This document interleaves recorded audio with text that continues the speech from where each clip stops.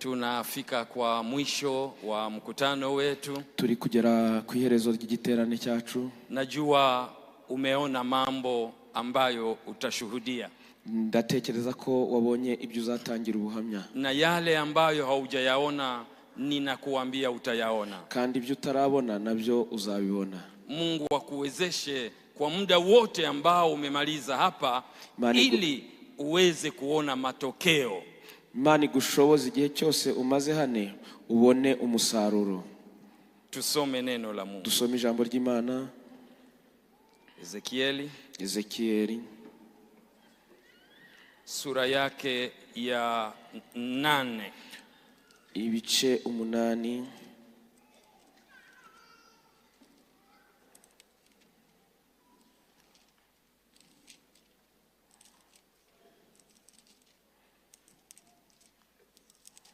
Tunasoma mstari wake wa 6. Murongo wa 6. Na baadaye tutaruka tunakwenda kwa mstari wa 12. Nyuma turaza gusimbuka tujye ku murongo wa 12 na mpaka 15 kugera kuri 15. Ezekieli ibice 8 umurongo wa 6. Maze arambaza ati mwana w'umuntu, beze uruzi icyo bakora nibi bikomeye ab'inzu ya Isirayeli bahakorera bintera kujya kwigira kure y'ubuturo bwanjye bwera, ariko uzongera kubona ibindi bizira bikomeye. 12. Tunaruka 12. Maze arambaza ati mwana w'umuntu, mbese ubonye ibyo abakuru b'inzu ya Isirayeli bakorera mu mwijima? Umuntu wese ibitekerezo bye abishushanyiriza ahameze nk'icyumba hiherereye, kuko bavuga bati Uwiteka ntaturuzi, Uwiteka yataye igihugu. Arongera arambwira ati uraza kubona ibindi bizira bikomeye bakora. Maze njyana ku rugi rw'irembo ry'inzu y'Uwiteka yerekeye ikazikazi, nuko mbona abagore bicaye baborogera Tamuzi. Maze arambaza ati mbese urabibonye wa mwana w'umuntu we? Uraza kubona ibindi bizira bikomeye biruta ibi. Amen. Amen. Tunaruka kwa mstari wa 47. Kwa sura 47. Turajya mu bice nanone 47 na mstari wake wa 9. Murongo wa 9. Kandi ikizima cyose kiri mu mazi ayo mugezi utemberamo yose kizabaho, hazabamo n'amafi menshi cyane, kuko amazi yaho y'amazi azagera azaba meza. Ikizima cyose kiraho uwo mugezi ugeze kikabaho. Tumalizie kwa kusoma Warumi sura 8 mstari wake wa 5. Turangirize mu gitabo cy'Abaroma ibice 8 umurongo wa 5.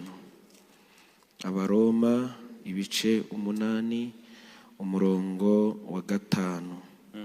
Abakurikiza ibya kamere y'umubiri bita ku by'umubiri, naho abakurikiza iby'umwuka bakita ku by'umwuka. Amen. Amen. Bwana Yesu,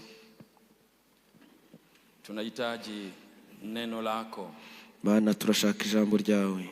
Neno linatupa uzima. Ijambo riduha ubugingo. Neno linatupa imani. Ijambo riduha kwizera. Neno linatupa uwezo wa Roho Mtakatifu. Ijambo riduha ubushobozi bw'Umwuka wera. Sema nasi sasa. Vugana natwe. Amen. Amen. Tunafika kwa mwisho wa mkutano wetu. Tugeze ku musozo w'igiterane cyacu. Tumezungumza mambo mengi sana. Twaganiriye amagambo menshi cyane yanayohusu maneno yanayohusu nguvu ya kuleta uzima mpya. Amagambo arebana no kuvuga ngo imbaraga zizana ubuzima bushya. Kuna nguvu. hari imbaraga. Tumejifunza, walimu wamezungumza zaidi sana. Twirize, abigisha babivuzeho cyane. Nguvu ya kuleta uzima mpya. Imbaraga zizana ubuzima bushya.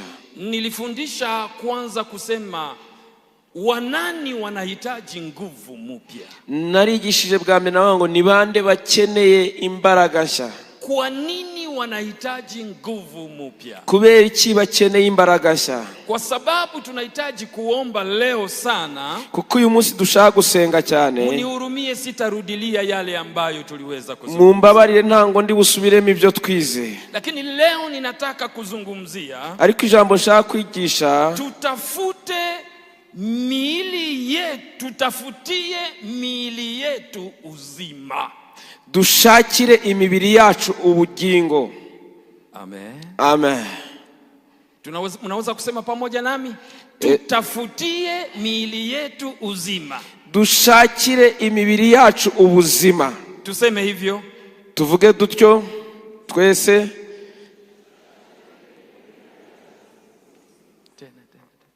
Twongere dusubiremo. Sasa ambia mwenzako, nyuma bwira umugenzi wawe, tafutia mwili wako uzima. Shakira umubiri wawe ubuzima. Labda ungesimama kidogo, wanahagarara gatoya, umwambie ya kwamba atafutie mwili wake uzima. Mubwire, muhaguruke ubwire mugenzi wawe ngo shakira umubiri wawe ubuzima, ushakire n'ubugingo byose. Haleluya, haleluya. Asante, tuketi. Imana ibahe umugisha, mwicare.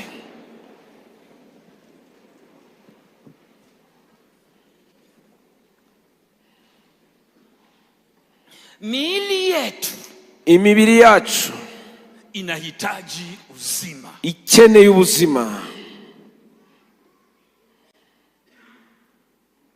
Wakati taifa la Israeli miili yao ilipokosa uzima wa miili yao, igihe imibiri y'Abisirayeli yaburaga ubuzima, yaburaga ibijyanye n'ubugingo, waliingia katika machukizo, binjiye mu bizira. Mwili hautazami mzee, hautazami kijana wala mtoto. Umubiri ntango ureba ko umuntu ashaje, ari umusore cyangwa ari umwana. Mwili hauangalii viongozi wala waongoze wao. Ntango umubiri ureba ngo uyu ni umuyobozi cyangwa uyu ni umuyoborwa. Mwili ni mwili. Umubiri ni umubiri.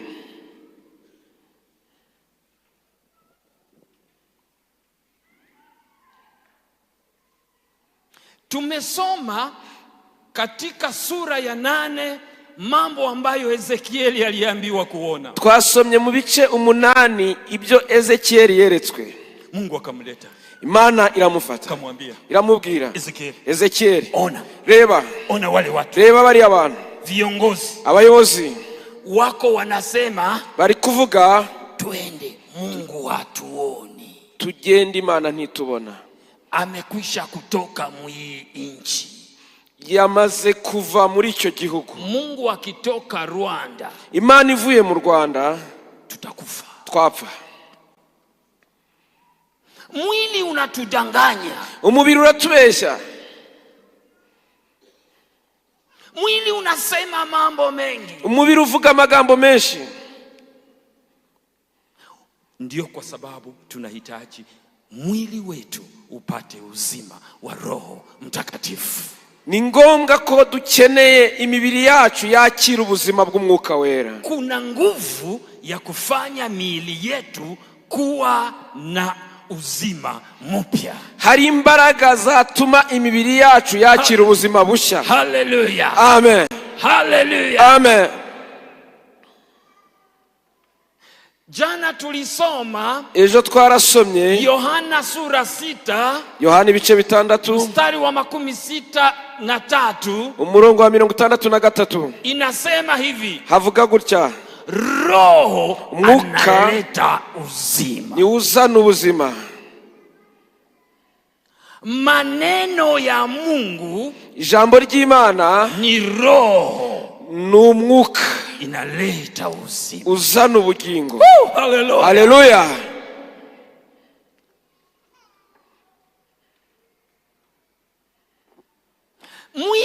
Umubiri ni mzaifu, ni umunyantege nke. Mwili unapenda usikie nyimbo sana, umubiri ushaka wumva indirimbo cyane, lakini usisikie neno la Mungu. Ariko ntihumve ijambo ry'Imana. Neno la Mungu linakuya, ijambo ryaza, mwili nakuambia, mubiri ukakubwira lala, ryama, gasinzira. Mwili wako, mubiri wawe. Mwili haupendi maombi. Umubiri ntukunda amasengesho. Wakati mwili unahitaji maombi, mwili unakuambia ya kwamba niko na rendezvous. Igihe ukeneye amasengesho gusenga, umubiri urakubwira ngo hari indi rendezvous. Unasema gahunda. Rendezvous. Haleluya. Amen. Watu wa Kigali, bantu b'i Kigali, mili imewasonga sana, imibiri irabagoye cyane. Hamtamaliza tamaa za mwili, ntango muzasubiza ibyo umubiri urarikira byose, gahunda za mwili, ntango uzarangiza gahunda z'umubiri zose. Unahitaji roho, mukeneye umwuka, unahitaji neno, mukeneye ijambo, kwa sababu neno linaleta uzima, kuko ijambo rizana ubuzima, roho analeta uzima, umwuka azana ubuzima.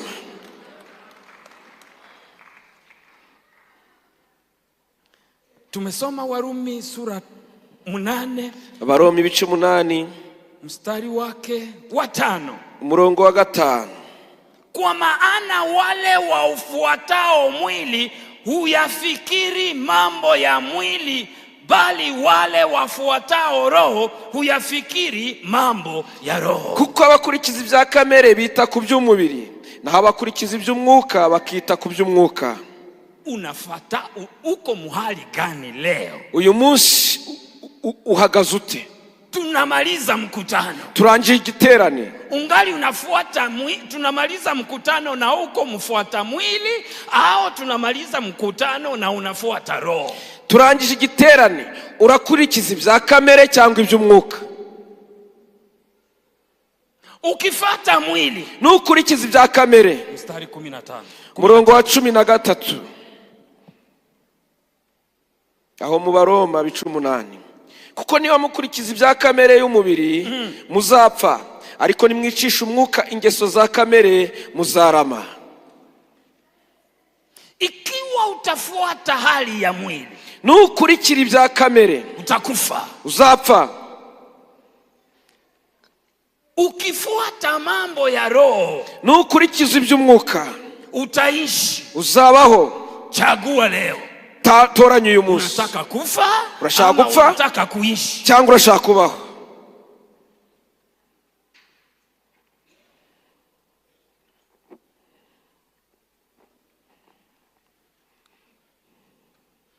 Kwa nini tuombeye mwili wetu? Kuki dukwiriye gusengera umubiri wacu? Mwili wetu una nguvu 3 zinazousumbua. Ufite imbaraga 3 ziwurwanya. Jana tulisema, ejo twaravuze, sawa sawa tunahitaji nguvu ya kuamsha mambo ndani ya maisha yetu. Dukeneye imbaraga zibyutsa ibintu biri mu mibereho yacu. Vivyo hivyo kuna nguvu zinazoua mambo ndani ya maisha yetu. Kuko hari izindi imbaraga zica ibintu biri mu mibereho yacu. Sawa sawa tunahitaji ile mto wa maji. Dukeneye kuri ya mugezi w'amazi, kama vile tunavyohitaji mto wa maji wametufundisha uliobubujika ndani ya Kristo. Wo batwigishije waturutse muri Kristo. Vivyo hivyo kuna nguvu zingine, ariko kandi nanone hari izindi imbaraga za kutumaliza uwezo wa kiroho, zitumaramo imbaraga z'umwuka. Kuna nguvu za kutufanya kuishi maisha ya ukame. Hari imbaraga zituma tubaho ubuzima bukamutse. Unakuta mtu anaimba, gasanga umuntu araririmba, anahubiri, arigisha, anaomba, arasenga, lakini ndani yake kuna ukame. Ariko yarakamye. Maana yake ni bishatse kuvuga iki? Hayuko tayari kufanya mambo wakati unaotakiwa. Ntango abasha gukora ikintu mu mwanya wacyo. Anashindwa kufanya mambo kwa muongozo wa Roho Mtakatifu. Akananirwa gukora ibintu ayobowe n'Umwuka Wera. Anakosa juhudi na bidii kwa mambo ya Mungu. Ndetse akabura umwete n'umurava mu by'Imana. Anakosa courage ndani ya kazi ya Mungu. Akabura umurava mu murimo w'Imana. Huyo mtu, uwo muntu iko ndani ya ukame. Yarakamye, yarumye. Kinachompeleka katika ukame? Mwili. Ni iki gitumye amera gutyo? N'umubiri. Yohana wa kwanza sura 2, urwandiko rwa mbere rwa Yohana ibice 2 mstari wa 16, murongo wa 16. Yohana urwandiko rwa mbere ibice 2 murongo wa 16. Maana kila kilichomo duniani, yaani tamaa ya mwili na tamaa ya macho na kiburi cha uzima, havitokani na Baba, bali vyatokana na dunia. Kuko ikiri mu isi cyose ari irari ry'umubiri n'irari ry'amaso cyangwa kwibona ku bugingo, bidaturuka kuri Data wa twese, ahubwo bituruka mu isi. Kuna mambo matatu ambayo ni nguvu inayopatia mwili, inayoshibisha mwili, inayopatia mwili chakula. Hari ibintu bitatu bituma umubiri udamarara. Kwa nini tunahitaji uzima mpya? Kubera iki dushaka ubuzima bushya? Tunahitaji uzima mpya ili kushinda haya mambo matatu. Kugira ngo tuneshe ibi bintu bitatu. Cha kwanza, icyambere, tamaa ya mwili, irari ry'umubiri. Cha pili, icya kabiri, tamaa ya macho, irari ry'amaso. Cha tatu, cya gatatu, kiburi cha uzima, ubwibone bwo mu buzima busanzwe. Tamaa ya macho, irari ry'amaso, ni nguvu kubwa ambayo inatawala mwili. Ni imbaraga zikomeye zitegeka umubiri. Tamaa ya mwili ni nguvu kubwa inayotawala mwili. Irari ry'umubiri ni imbaraga zikomeye zitegeka umubiri. Kiburi cha uzima, ubwibone bw'imibereho, ni nguvu kubwa, ni imbaraga zikomeye zinayotawala mwili, zitegeka umubiri. Kwa sababu hiyo, kubw'ibyo tunahitaji, tukeneye kuomba Mungu atupatie nguvu ya Roho Mtakatifu. Mungu atupe, tunahitaji kuomba Mungu atupatie nguvu ya Roho Mtakatifu. Kubw'ibyo dukeneye gusenga Imana ngo iduhe imbaraga z'Umwuka Wera, ili tutawale tamaa ya mwili, kugira ngo tuneshe irari ry'umubiri, tutawale tamaa ya macho, tuneshe irari ry'amaso, tutawale kiburi cha uzima, tuneshe n'ubwibone bwo mu mibereho.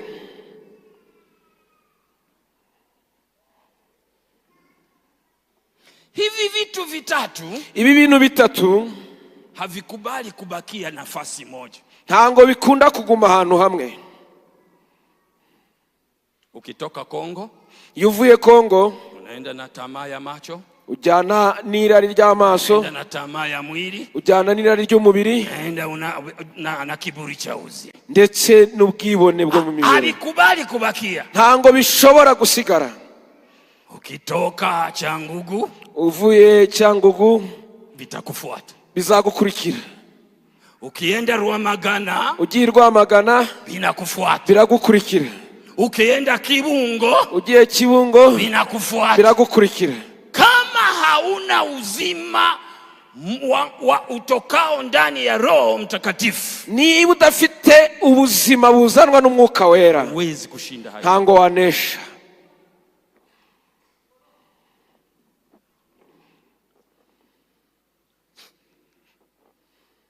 Tamaa ya mwili, irari ry'umubiri. tamaa ya mwili maana yake nini? Irari ry'umubiri rishatse kuvuga iki? Dusome Wagalatia, Abagalatiya sura 5 mstari wa 24. ibice 5 umurongo wa 24. Abagalatiya ibice 5 umurongo wa 24. Abakristo Yesu babambanye kamere n'iruba n'irari byayo. Nikizavyo n'irari. Irari. Irari niki? Tamaa. Ukisoma lugha nyingine, iyo usomye mu zindi ndimi zinasema buroho, livuga mu buryo bw'umwuka. Ubusambo. Soma kwa Kiswahili tusikie. Ni sawa. Hii Kiswahili haisemi vizuri. Aseme mwili uko na uroho wa unapokula, unapoona chakula kizuri. Umururumba. Ukiona chakula kizuri. Umururumba. Umubiri uhorana umururumba. Ukiona imbwa ikiona mfupa. Imbwa ibonye igufwa, inaanza amazi akamanuka merwe. Manake imbwa amepata buroho, njaa, pupa ya kupata chakula. Imbwa yuzuye umururumba amerwe yo kurya. Mururumba. Muniombee Mungu ni hiyo Kinyarwanda. Soma sasa tena. Dusome. Abakristo Yesu, Wakristo babambanye. Mungu anatualika tusulubishe mwili, kamere n'iruba n'irari byaho, kwa sababu mwili iko na mururumba w'ibyaha. kuko umubiri uhora wifuza ururimbi y'ibyaha. Hii ndio kwa maana leo nuko uyu munsi umwambie Mungu, ubwira Imana, okoa mwili wangu, kiza umubiri wanjye, nipe uzima mpya, ubuzima bushya. tawala ewe Roho Mtakatifu, tegeka Mwuka Wera, unipe uzima mpya, ubuzima bushya, niweze mwili shobore.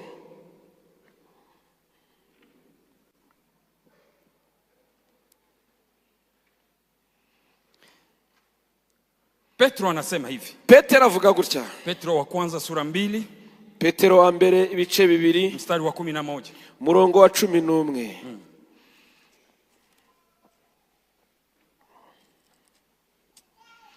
Aravuga ngo bakundwa, ndabahugura ubwo muri abasuhuke n'abimukira, kugira ngo mwirinde irari ry'umubiri ry'uburyo bwinshi rirwanya ubugingo. Haleluya. Amen.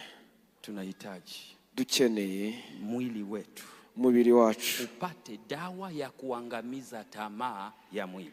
Tubone umuti urimbura irari ry'umubiri. Tulikuwa tunaomba Mungu, twarimo dusenga Imana, Mungu akatuambia hivi. Imana itubwira gutya.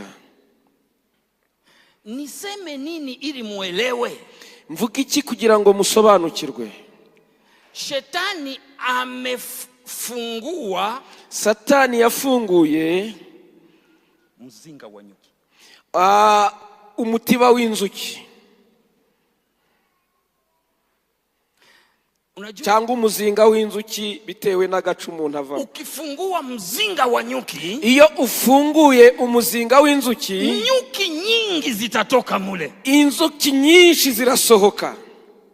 Sasa akifungula mizinga 100, nafungura imitiba 100, nyuki ngapi zitaingia mu makanisa? Ni inzuki zingana iki zizinjira mu matorero? Akasema ya kwamba avuga ngo siku siku za leo muri iyi minsi ndani ya makanisa mu matorero mumeingia nyuki nyingi sana, hinjiyemo inzuki nyinshi ili kuwatatiza Wakristo, kugira ngo zigire n'aba bakristo. Na mojawapo ya matatizo, kandi kimwe mu bibazo, unaweza kukaa na mwenzako, ushobora kwicarana na mugenzi wawe, lakini huyu ni mtu lakini ni nyuki, ariko n'umuntu ariko n'uruyuki.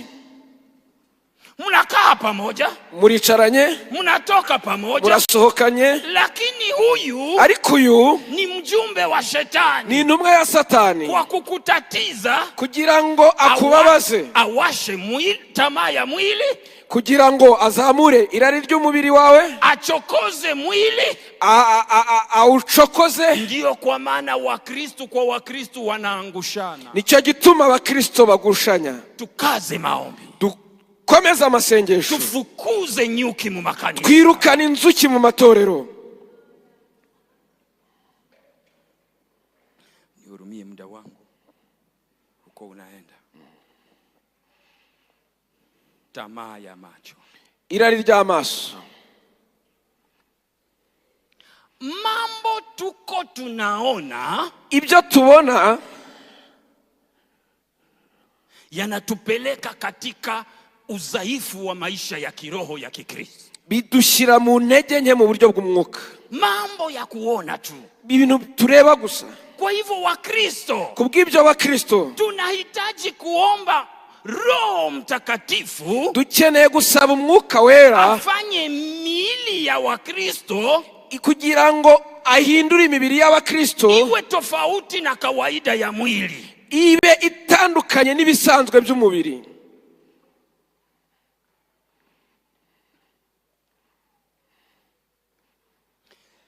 Shetani amesukuma vitu. Satani yasutse ibintu. Amesukuma television. Yazanye television. Amesukuma vitu ku television. Azana n'ibindi muri television. Sisemi television ni mubaya, simvuze ngo television ni mbi, lakini vingi vya shetani ni pale vinapitia. Ariko Satani acishamo byinshi. Ameleta telefone Android. Yazanye telefoni zifite Android. Vingi viko pale. Harimo ibintu byinshi. Analeta picha mbalimbali. Yazanye amafoto anyuranye. Hizi zote ni nyuki za kutuuma. Kandi izo zose ni inzuki zo kuturuma. Kuna uhusiano gani kati ya nyuki? Tafadhali, kuna ushirika gani kati ya dhambi na shetani? Ese ni ubuhe bufatanye buri hagati y'icyaha na Satani? Nifuate mzuri. Nkurikira. Kuna ushirika gani kati ya dhambi na shetani? Hari ubuhe bufatanye hagati y'icyaha na Satani? Dhambi, icyaha, ni ndoano ya shetani, ni umugore wa Satani, ni chambo, ni indobani, ni indobani ya Satani, ni chambo cha shetani, ni cyambu cha Satani. Ukitaka kukamata samaki, iyo ushaka gufata isamake, unaweka chambo, ufata akantu nk'akanyobwa cyangwa kandi kantu gashyira ku ndobani. Inahitaji katu kakuweza kuvutia macho ya samaki, na kantu gatuma amaso y'isamaki akururwa. Hivyo samaki inakamatika. Nuko isamake igifatwa, ikiona chambo, yabona ako kantu kari ku ndobani, inaenda kukamata, ikajya kukarya, itakuja kujikuta iko mchungu, hanyuma iza kwisanga iri mu isafuriya. Vivyo huo ndio ushirika wa dhambi na shetani. Aho niho ubufatanye bw'icyaha na Satani buri. Dhambi ni silaha ya shetani, icyaha ni intwaro ya Satani.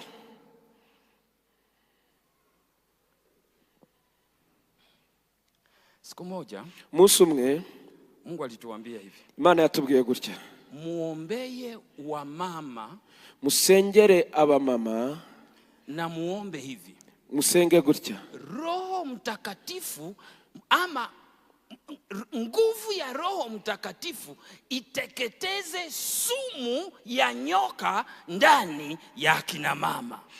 Umwuka Wera, imbaraga z'Umwuka Wera zitwike ubumara bw'inzoka mu mibiri yabo, ndani ya mwili ya wanawake, mu mubiri w'abagore. Tukajiuliza, turibaza, hii ndio nini? ibi ni ibiki? Tuombe, dusenge Mungu Imana ateketeze itwike sumu ya nyoka, ubumara bw'inzoka ndani ya mwanamke, mu mugore. Ni kusema nini? Ni ukuvuga iki?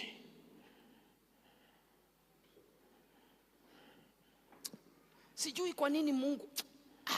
Baba Manu, Papa Manu, kila kitu anakiweka mu mifano. Sinzi impamvu Imana ikunda kuvugira mu migani. Tulisema hatujui tunaweza kuomba namna gani. Ntango twamenye uko dusenga. Kasema iravuga, wanawake wengi wanakula udongo, abagore benshi barya ubutaka. Sijui kama huku kwenu wanawake wanapendaga udongo. Sinzi niba abagore baha bakunda kurya ubutaka. Lakini kule kwetu, hari iwacu, zaidi wa mama wakiwa na mimba, ibumba cyangwa ubutaka, ibumba bakunda kurya ibumba. Wamama wakiwa na mimba, abagore iyo batwite kule kwetu, hapana Rwanda, ntango ari mu Rwanda, hari iwacu. Kule kwetu, hari iwacu, mvua kidogo ikinyesha, iyo haguye akavura gake, unasikia anasema udongo bunanuka mzuri. Aravuga ngo iri bumba cyangwa ubutaka burahumura neza. Kuna aina fulani ya udongo, hari ukuntu ubutaka buguyemo akavura buhumura. Kuna aina fulani ya udongo, hari ubwoko bw'ubutaka wamama wanaipenda, ababyeyi bakunda. Lakini habakuli ile udongo kama habana mimba. Ntango bashobora kuburya badatwite. Lakini akishakuwa na mimba, ariko iyo atwite anapenda udongo, akunda ubwo butaka. Rwanda ile inakuwaga. Mu Rwanda ntibirahaba. Kera. Mungu awabariki. Kera. Sasa Mungu akatuambia, Imana iratubwira, nani alifundisha wamama kula udongo? Ninde wabigishije kurya ubutaka? Kwa nini wanakula udongo wakiwa na mimba? Kuki iyo batwite barya ubutaka? Udongo ni laana, Mungu alilaani nyoka. Ubutaka ni umuvumo, Imana yavumye inzoka. Ni nyoka aliambiwa atakula udongo. Ni inzoka yabwiwe ngo izarya ubutaka maisha yake yote, ubuzima bwayo bwose. Kumbe mama akikula udongo, umugore iyo ari ubutaka, anashiriki laana ya nyoka, aba yifatanyije n'umuvumo w'inzoka. Sasa akikula nyoka na iko na mimba, noneho yarya ubutaka kandi atwite, iwe mimba ya mwanaume, iwe mimba ya mwanamke, yaba inda y'umuhungu cyangwa y'umukobwa, ile laana inaenda mu mtoto, kandi uwo muvumo urinjira mu mwana. Ndio kwa maana uasi ndani ya Bakristo benye mama zao walikulaga udongo ziko nyingi na kali. Niyo mpamvu kutumvira cyangwa kugoma muri abo bana b'Abakristo buba bwinshi. Halo, tuko pamoja, turi kumwe. Mwili unahitaji uzima mpya. Umubiri ukeneye ubuzima bushya.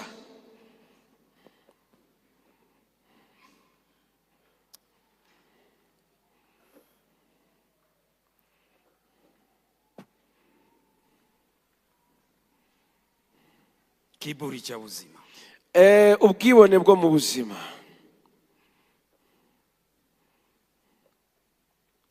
Kiburi ni nini?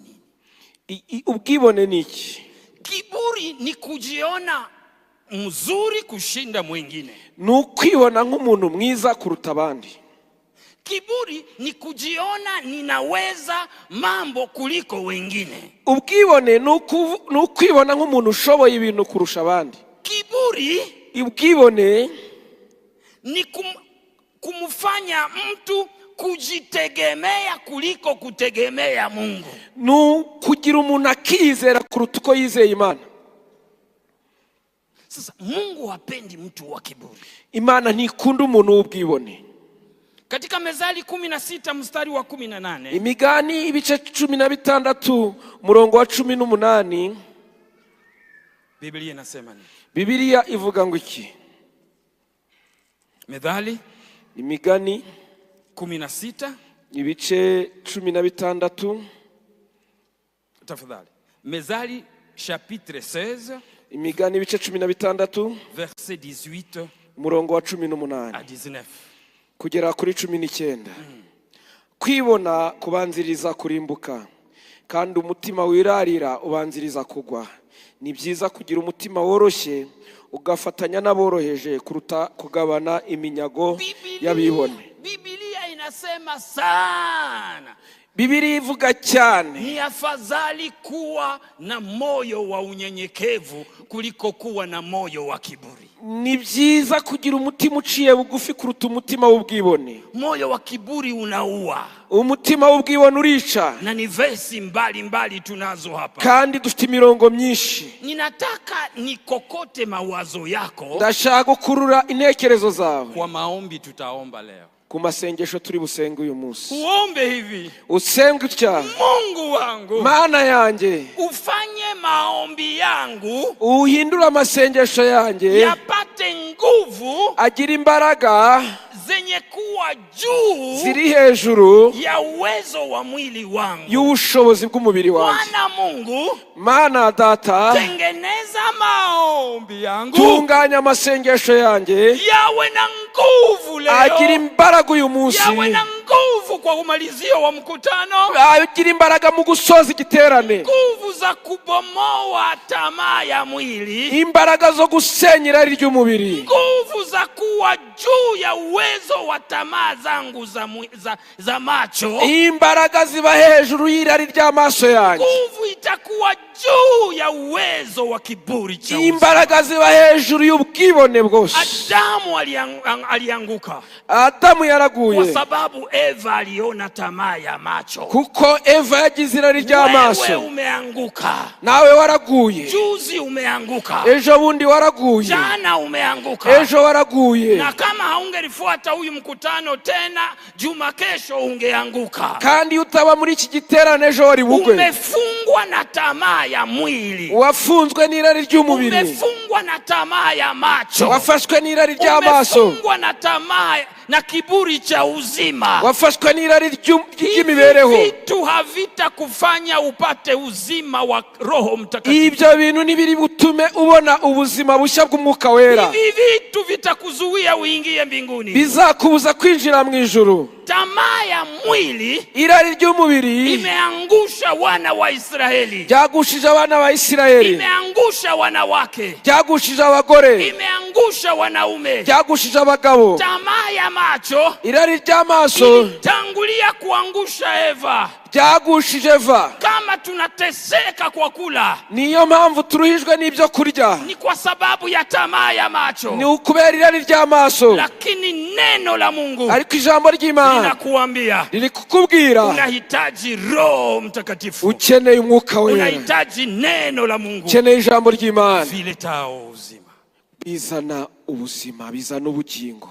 Hii ndio kwa maana niyo mpamvu Roho Mtakatifu akawaambia viongozi wa Nyarugenge, Umwuka Wera abwira abayobozi ba Nyarugenge, tengeneza mkutano, mutegura igiterane, tengeneza mkutano, tegura igiterane, tengenezeni mkutano, mutegura igiterane. Bila hivyo mwili utameza watu, kubw'ibyo umubiri uzamira abantu. Na watu wanataka kufa, hari abantu bagiye gupfa, watafutie uzima mpya ndani ya mkutano, ubuzima bushya mu giterane.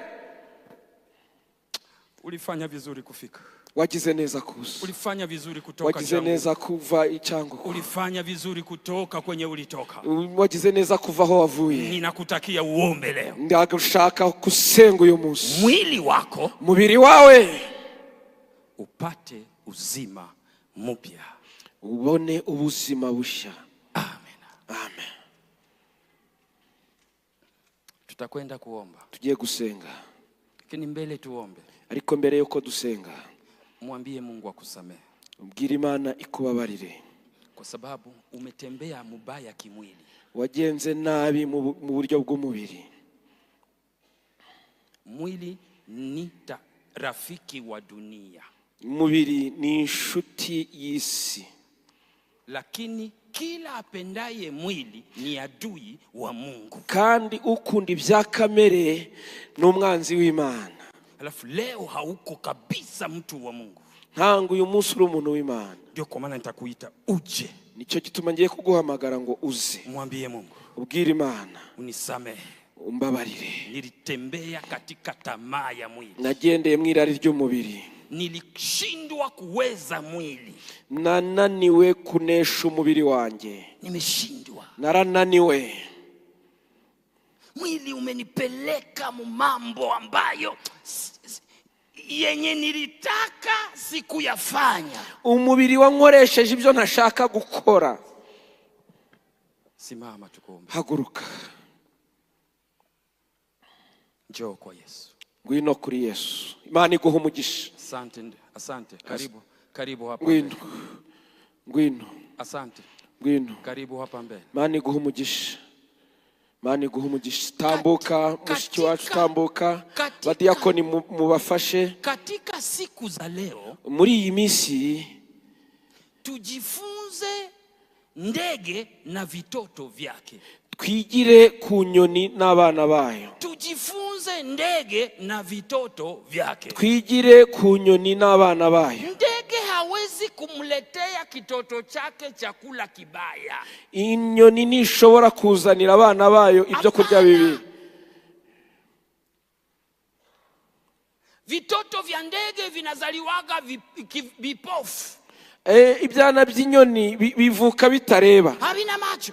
Ntango biba bifite amaso. Habioni. Ntango biba bireba. Ni mama anachagua. Ni nyina wabyo ubitoranyiriza. Kidudu gani nitaweka ndani ya kinywa? Nakaye gakoko ndibushyire mu kanwa kayo. Wewe unashindwa na kitoto cha ndege. Wowe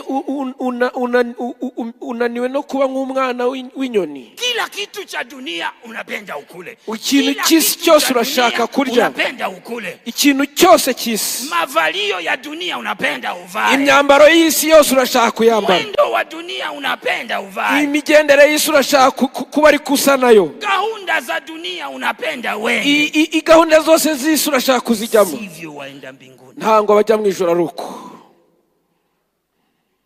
Karibu tukuombe. Haguruka.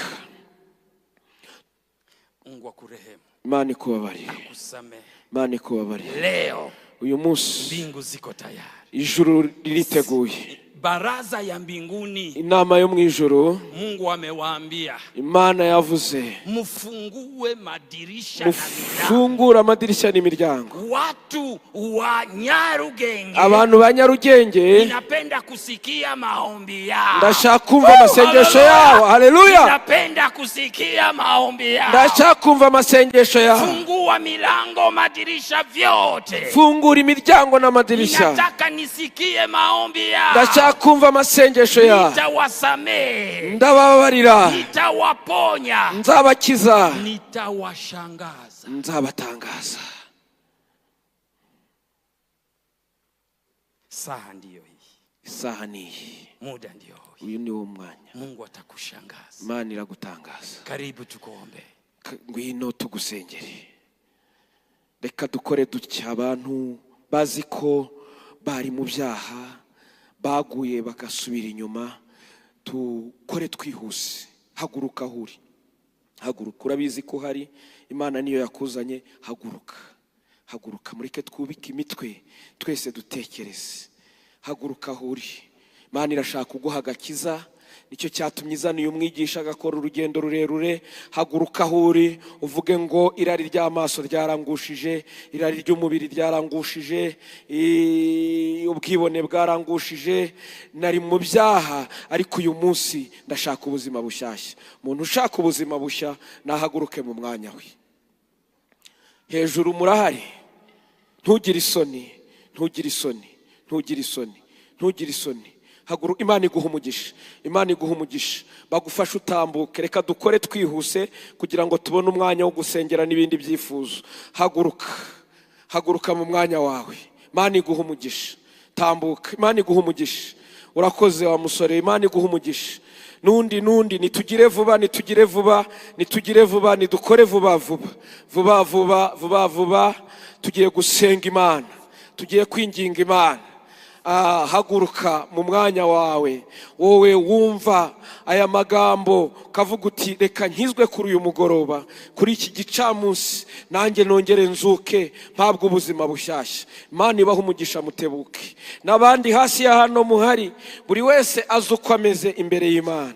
Nahaguruke, ni uburyo bwiza, ni umunsi mwiza ubonetse, ni okaziyo ibonetse imwe. Haguruka mu mwanya wawe, haguruka. Ufite isoni, ufite ubwoba, haguruka mu mwanya wawe, haguruka mu mwanya wawe. Yesu aguha agakiza. Imana iguha umugisha mushiki wacu, Imana iguha umugisha. Nawe urasigaye ariko ndikumva ko uhari hano hasi. Iki giterane intego yacyo ni ukugira ngo ubone ubugingo, ni ukugira ngo ubone ubuzima bushya. Wakoze ibintu umutima wawe ntiwabyifuzaga, wibona wabiguyemo, wibona wabikoze, birakubabaza, ariko uburyo bwo kubikira burabonetse. Haguruka mu mwanya wawe. Bayeho ubuzima utifuza bw'ibyaha, busimburana, bukujyana mu kaga, bukujyana mu makuba. Uri mu businzi, uri mu nzangano, uri no mu bindi twe tutabasha kumenya, ariko ni umunsi wo gukiriramo. Muhaguruke mu mwanya, haguruka mu mwanya wawe. Imana iguha umugisha, Imana iguha umugisha, Imana iguha umugisha. Imana yashatse gutanga agakiza kuri uyu mugoroba. Ntucikanywe, ntusigare. Haguruka mu mwanya wawe, utambuke. Ntango turi butinde hano, ariko tugiye kwinjira no mu yindi myanya. N'ubundi abashumba barigira hafi, bagiye gusenga Imana. Ariko haguruka mu mwanya wawe, haguruka wongere uhabwe aya mahirwe. Tambuka, wigira ubwoba, wigira isoni, wigira imitima ibiri, wireba ku bantu. Wowe hunga irari ry'amaso, hunga irari ry'umubiri, hunga irari iryo ari ryo ryose, hunga irari iryo ari ryo ryose. Tugiye gusenga Imana, n'ubundi turasaba umushumba wacu kugira ngo asengere abangaba baciye bugufi, abasengera Imana, abasabira imbabazi. Ariko niba wacika muri mu iteraniro, n'ubundi ngwino nawe ntusigare kugira ngo usengerwe. Ariko niba nta wundi, tugiye gusenga Imana. Mushumba atuyobore, asenga Imana. Kandi reka dusenga Imana kubwa bene data na bashiki bacu bateye intambwe nziza yo kwihana. Turagushimiye Mana yacu nziza, urera, urakiranuka, uri umunyembabazi. Natwe abaraha benshi tubeshejweho n'imbabazi watugiriye. Twari babi, ntabwo twari beza namba, ariko twumvise ijambo ryawe, twumvise umuhamagaro wawe. Mwami, turakwitaba, urangije uratubabarira, uratweza. Kandi umurimo wo kweza no gutunganya ubugingo bw'abagushaka n'uyu munsi uracyawukora. Dore abana bawe, abahungu n'abakobwa bawe baragupfukamiye kugira ngo bababarire. Turabasengeye mu izina rya Kristo Yesu, tubatuyeho imbabazi z'Imana. Amaraso ya Kristo yeza, agatunganya, agakuraho imyanda yose n'ico ryose ry'ibyaha. Nabuhagire, nabeze rwose, nabatunganye rwose. Nibahinduka ibyaremwe bishya, ibya kera nibishire. Nibahinduka abana b'Imana kubw'ijambo ryawe, kubw'umusaraba wawe Kristo. Nyemerera ibya kera bishire, ibyaha bakoze kera bishire. Mwami, uko bagenze kose kutakunejeje nikurangire. Nibaba abana bawe, nibaba abana mu rugo rw'Imana. Urakoze, turagushimiye. Tubasabiye guhinduka rwose, tubasabiye imitima mishya, imitima ishize inyota y'ibyaha. Bamara inyota, ahari inyota y'ibyaha uhashyira inyota yo gukunda ijambo ryawe, no gukunda inzu yawe, no gukunda bene data, no gukunda Imana, no gukunda umurimo wawe. Bahindurire, baguranire, bavunjire rwose Mwami, bahinduke bashya kubw'imbaraga z'umwuka wera. Urakoze, turagushimiye ko babariye, ubejeje, ubatunganije. Ni mu izina rya Kristo Yesu tubisabye twizeye, amen. Amen. Nimuhaguruke maze mukurikire bariya abadiyakoni babafasha, babagira inama. Munyure hano, munyure muri iyi nzira. Imana ibahe umugisha. Tugiye guhaguruka twese, kandi ubundi dusabe mushumba Aimable nawe yigire hino. Ndi kumva etape ya mbere agiye gusaba imbabazi ku iteraniro ryose. Iteraniro twese duhaguruke.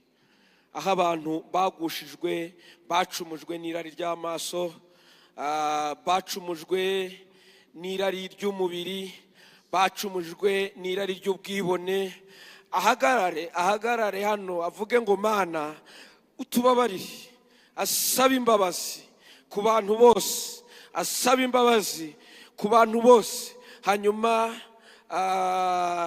turababwira ikindi dusengera nyuma yaho gatoya, tubone kongera kumva indirimbo. Ariko reka banze asaba imbabazi. Amaraso ya Yesu yeze buri muntu. Mwami Imana yacu, mu izina rya Yesu Kristo, umwami n'umukiza wacu, tumaze kumva ijambo ryawe, turaryakiriye, turaryizeye, kandi twizeye ko ribasha guhindura ubugingo bwacu bukaba buzima, ukatweza, utwezesheje cya kidendezi cy'amazi n'amaraso yawe byavuye mu rubavu rwawe.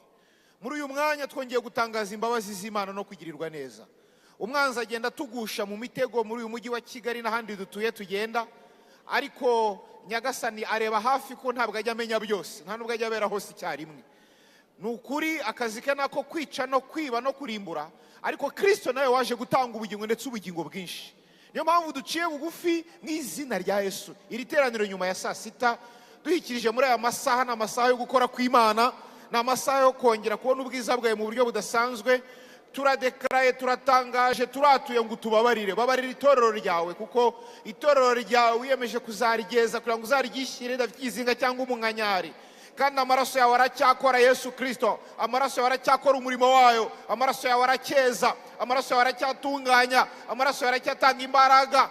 Mu izina rya Yesu, imbaraga zawe ziracyatanga ubushobozi. Imbaraga z'umwuka wera ziduha kunesha ibyaha. Imbaraga z'umwuka wera ziduhesha guhagarara nk'uko bikwiriye, kugira ngo tutabinganzwa na kamere, kugira ngo tutabinganzwa n'ibihendo by'isi. Mu izina rya Yesu, tubabarire iby'amaso yacu yarebye agahumana, tugahumana. Mu izina ryawe ryera bikatwinjiza mu irari ry'amaso. Utubabarire, duciye bugufi, kuko umutima ntabwo urya ruswa. Uritegereza ukareba buri umwe muri aha ngaha icyamugirira umumaro, naho yakiraniwe, naho yaguye, naho yasubiye inyuma. Mu izina rya Yesu Kristo turasenze Mwami, iby'isi byaducuritse, iby'isi byaturangaje, iby'isi byatubujije relationship, umushyikirano hagati yacu nawe, bikatubuza gusenga. Twumvise ukuntu iyi mibiri yidushuka niyo twapanze gusenga. Twumvise ukuntu iyi mibiri yidushuka iyo tugiye kumva ijambo ryawe. Nyamara iri jambo niryo rizana ubuzima, niryo rizana ubugingo. Mu izina rya Yesu Kristo, reka ijambo ryawe rigwire muri twe, kuko twari twarahaze ibyo mu isi tureba mu binyamakuru no mu bindi byose bidafite umumaro. Mu izina rya Yesu Kristo, ariko noneho duciye bugufi, turakwinginze, reka ijambo ryawe ribe muri twe rigwiriye, kugira ngo uduhe n'umwanya wo kurisoma no kuryiga no kongera kurikunda. Mu izina rya Yesu Kristo, ribe muri twe rigwiriye, kugira ngo rizane ubuzima. Zana ubuzima i Nyarugenge, zana ubuzima muri aba bene data, zana ubuzima mu itorero, zana ubuzima mu bantu, zana ubuzima mu Banyarwanda, zana ubuzima mu Banyafurika, zana ubuzima mu Banyaburayi, zana ubuzima mu bantu mu migabane itandukanye, cyane cyane abari baramenye ukuri bakamenya ijambo ryawe, abari barakwakira Mwami n'Umukiza. Kuko nitumara kugira ubuzima, natwe tuzatanga ubuzima, duhinduka imigende, udukoresha iby'ubutwari kubw'imbaraga zawe. Urakoze bw'ijambo tumaze kumva. Nuko rero uduhe guca bugufi, kugira ngo ubwibone, kwishyira hejuru n'ikindi cyose, Mwami, wabayeho ubuzima hano ku isi, ariko ntawigiza kumva uvuga urakaye, ntawigiza kumva kubona wishyira hejuru. Wamenye guko abanaga nawe abawe. Duhe rero muri uru rugendo dufite rw'igihe gito hano ku isi, uduhe kuba ubuzima buciye bugufi, kugira ngo tugendane nawe mwami twiyoroheje, kugira ngo nuzaza nawe uzatwirata imbere y'Imana Data ko turi abageni b'ukuri. Ndagushimiye nk'amahoro yawe natahe mu mitima y'ubwoko bwawe, kubabarirwa no kugirirwa neza n'ubuntu bitaye mu mitima y'ubwoko bwawe. Urakoze ku birenze cyane ibyo twasaba, ubiduhera ubuntu muri Kristo Yesu, niko dusabye twizeye. Amen. Turacyahagaze ntituricara, tugiye gusenga. Tugiye gusenga dutya. Tumaze kwiyeza, tugiye kwinjira mu masengesho. Umuntu wese atakambira Imana, cyambere asabe imbaraga nshyashya. Yesu ashimwe. Yesu ashimwe. Zo kunesha umubiri, irari ry'amaso, irari ry'umubiri n'ubwibone. Imbaraga zisumba ibyo byose. Hallelujah. Ubwa kabiri, umushumba watwigishije ni ugiye gusenga. Ubwa kabiri, arahita asengera n'ibyifuzo birimo bitesa abantu. Dukeneye ko ababyeyi hano babuze urubyaro umwaka utaha nk'iki gihe bazaba bakikiye impinja. Hallelujah. Imbaraga zabikora zirahari. Yesu ashimwe. Yesu ashimwe. Haleluya. Haleluya. Iyagendereye Aburahamu na Sara ntabwo irasaza, niko ikiri n'uyu munsi. Tumaze iminsi hano dufite amashimwe y'abantu bari hejuru y'imyaka 10 gusa bari barabuze urubyaro, ariko Imana irimo itanga iki? Urubyaro. Saba handi nabaha ngaha, kandi byavuye mu masengesho nk'aya ngaya. Hari ibyifuzo bigoye abantu, byazanye ibikomere mu mutima. Amadeni. Tugiye gutegeka amadeni yishyurwe. Tugiye gutegeka uburwayi, kubwira kanseri iri bwumve na diabete n'izindi kwa muganga bavuze ko zidashoboka, nazo zikire. Tugiye kwinjira mu masengesho. Hivi mchungaji tunamaliza kujitakasa, tutajimwanga katika maombi na maombezi ili tuombe. Umuntu wese yisengere atake kubw'icyifuzo cye, ariko ubanza usabe imbaraga zijya hejuru y'ibindi byose, hanyuma dusengere n'ibyifuzo byacu, tubone dusubize umuyobozi wa gahunda umwanya. Karibu. Kila mtu anaanza kwanza kujiombea. Umuntu wese ngo atangire abanze yisengere. Umuntu wese senga Imana. Saba imbaraga ku byakunaniye. Unipe nguvu. Ururimi rwakunaniye rusengere. Unipe nguvu. Amaso yakunaniye yasengere. Amatwi yakunaniye yasengere. Sengera. Sengera amagambo yawe yarakunaniye. Sengera amaso yawe yarakunaniye. Sengera byakunaniye. Kamere yose yakunaniye, uyibwira Imana. Senga Imana. Bwira Imana. Uyisaba imbaraga. Imbaraga nshyashya, imbaraga ziva mu ijuru. Bwira Imana. Bwira Imana. Bwira Imana. Bwira Imana. Bwira Imana. Bwira Imana. Bwira Imana. Bwira Imana. Yisabe. Yisabe. Yisabe. Kwa jina la Yesu. Kwa jina la Yesu. Kwa jina la Yesu. Kwa jina la Yesu Kristo aliye hai, kwa uwezo wa jina la Yesu ninawanyoshea mikono. Ewe Baba, itakufalia nini kanisa likose kuingia mbingu kwa sababu ya mwili ulioumba? Uwapatie nguvu za kushinda mwili. Acha Roho Mtakatifu aingie ndani yao. Roho Mtakatifu aingie ndani yao kwa kuwapa uwezo wa kushinda dhambi na mwili, wa kushinda dunia. Kwa jina la Yesu. Katika jina la Yesu. Kwa uwezo wa jina la Yesu. Waneemishwe na wewe. Wapatie uwezo. Wapokee kutoka mbinguni. Uwezo. Nguvu yako ya kushinda mwili. Wape uwezo. Katika jina la Yesu Kristo. Katika jina la Yesu Kristo.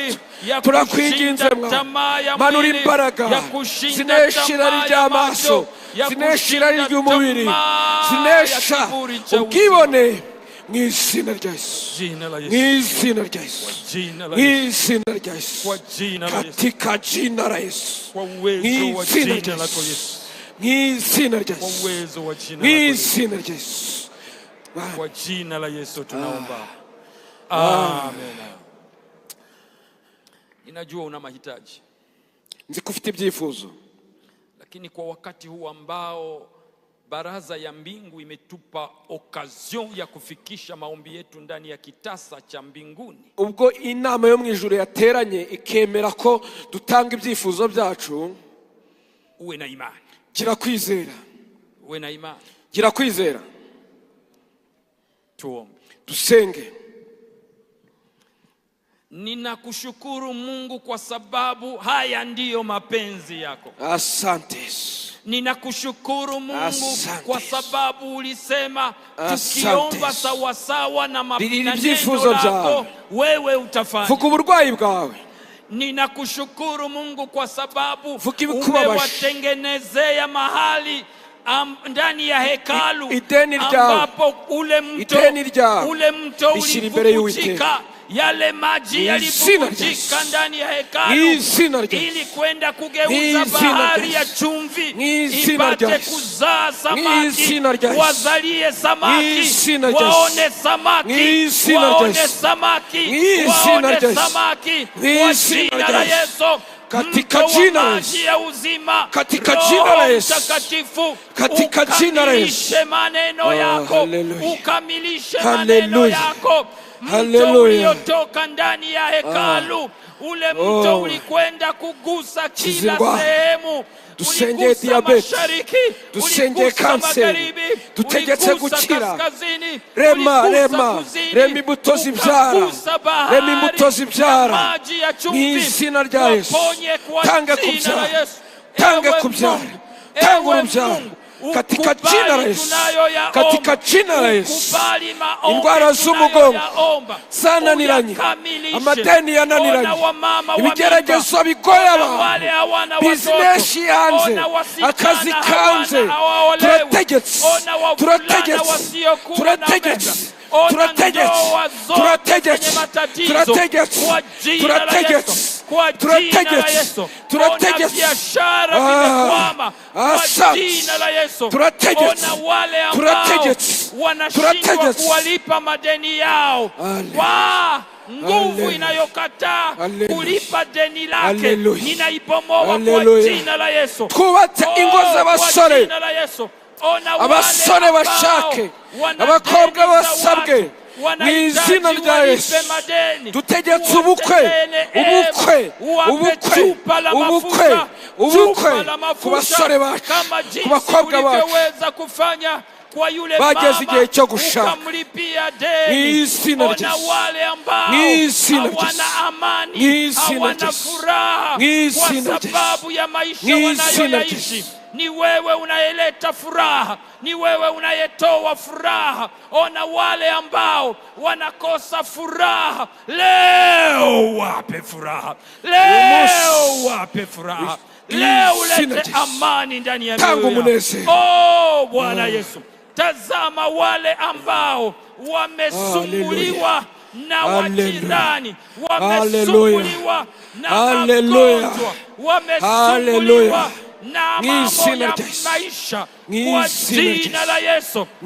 fungua anga, fungua anga, fungua mbingu, fungura ijuru, fungura ijuru, fungura ijuru, fungura ijuru, katika jina la Yesu, katika jina la Yesu, katika jina la Yesu, katika jina la Yesu, katika jina la Yesu, katika jina la Yesu, katika neema, katika jina la Yesu, utajiri mwingi, katika jina la Yesu, katika jina la Yesu, mambo katika jina la Yesu, tunayoyahitaji na yale tusiyoyafikiria, lakini Asante. katika neema yako asante Yesu. uwape neema, Oh, uwape neema, haleluya. uwape neema. Tunasema asante, Ninakushukuru Mungu, tunasema asante, ninakushukuru Mungu, tunasema asante, nakushukuru Mungu, tunasema asante, nakushukuru Mungu. tunasema asante. Inua mikono yako kama unataka kupokea kitu. Fungura ikiganza cyawe ugushaka kwakira, Fungua mikono fungura ikiganza sawa, mwenye unataka nk'umuntu ushaka kwakira, fungura ikiganza,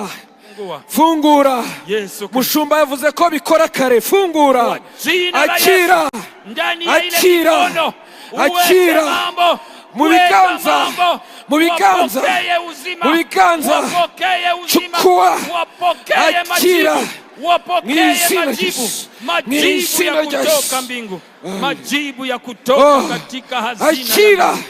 Fungua hazina, Mwizina fungua Yesu. hazina ya Mwizina mbingu, Yesu. wape majibu ya mahitaji yao. Bahereze mwami, Asante kwa bahereze sababu mwami, utatenda bahereze hivi mwami, kwa uwezo wa bahereze jina mwami, la Yesu Kristo. bahereze mwami. Amen. Amen.